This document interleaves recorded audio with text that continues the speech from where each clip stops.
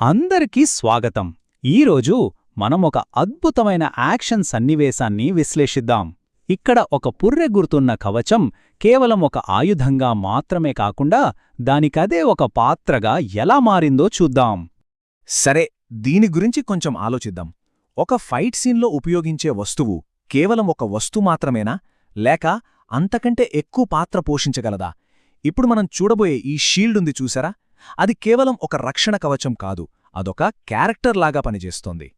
సరే, ముందుగా సెటప్ చూద్దాం. అంటే ఆయుధాల ప్రదర్శన అన్నమాట. ఒక హీరో చేసే మొదటి మూవ్ అసలు ఆ క్యారెక్టర్ ఏంటో మనకు చెప్పేస్తుంది.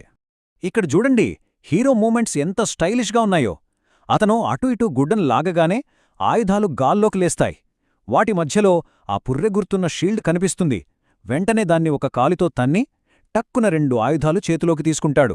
ఆ స్పీడ్, ఆ స్టైల్, ఫైట్ మొదలవక ముందే హీరో ఏంటో మనకు తెలిసిపోతుంది.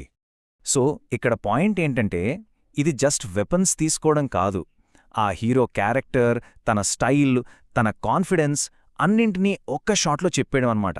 ఫైట్ ఇంకా స్టార్ట్ అవ్వలేదు, కానీ మనకు హీరో మీద ఒక క్లారిటీ వచ్చేసింది. సరే, ఇప్పుడు షీల్డ్తో ఫస్ట్ అటాక్ ఎలా జరిగిందో చూద్దాం. సాధారణంగా షీల్డ్ అంటే డిఫెన్స్ కోసం కదా, కాని ఇక్కడ చూడండి దాని ఒక అటాకింగ్ వెపన్గా ఎలా వాడేశాడో. ఇంకా మాటల్లేవు, యాక్షనే. హీరో ఆ షీల్డ్ని బలంగా తన్నాడు. అంతే, అదొక మిస్సైల్లాగా దూసుకెళ్ళింది.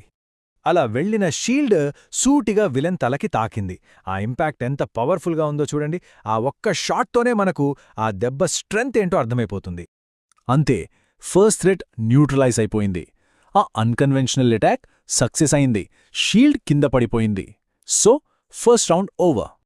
కాని కథ ఇక్కడితో అయిపోలేదుగా. ఇప్పుడొస్తుంది అసలు ట్విస్ట్. సడన్గా ఇంకో విలన్ ఎంటర్ అవుతాడు. అప్పుడు హీరో వెంటనే తన ప్లాన్ మార్చుకోవాల్సొస్తుంది. ఈ స్లైడ్ చూస్తే మనకు క్లియర్గా అర్థమవుతుంది. ఫస్ట్ మూవ్ ఏంటి? ఒక ప్లాన్డ్ అటాక్. కాని రెండోసారి షీల్డ్ను వాడటం, అది కంప్లీట్గా ఇంప్రొవైజేషన్.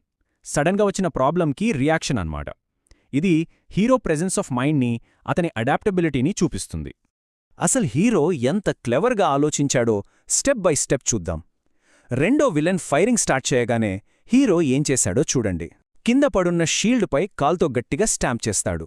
ఆ ప్రెషర్కి అది మెలితిరిగి పైకి లేస్తుంది. నెక్స్ట్ సెకండ్ హీరో దాన్ని మళ్లీ కిక్ చేస్తాడు. అంటే అంత ప్రెషర్లో కూడా ఎంత కూల్గా, ఎంత బ్రిలియంట్గా ఆలోచించాడో చూడండి. ఇక్కడ మనం గమనించాల్సిన విషయమేంటంటే, జస్ట్ కింద పడి ఉన్న ఒక ఆబ్జెక్ట్ హీరో తెలివితో మళ్లీ ఒక డేంజరస్ వెపన్గా మారిపోయింది. ఇది ఆ షీల్డ్ ఎంత వర్సటైలో, హీరో అంత స్కిల్డ్ అని